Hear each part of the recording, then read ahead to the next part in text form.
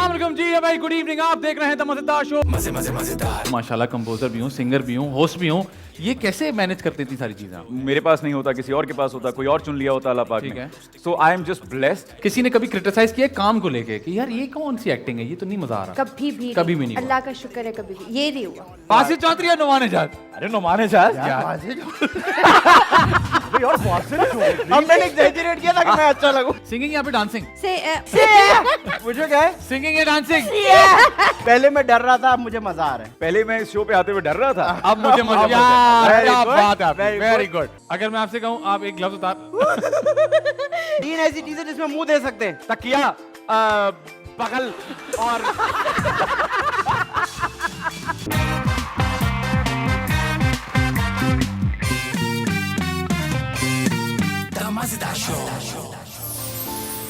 देखिए दिन मजेदार शो जुमा और हफ्ते की रात 9 बजे सिर्फ टीवी 1 पर। आपसे रिश्ता है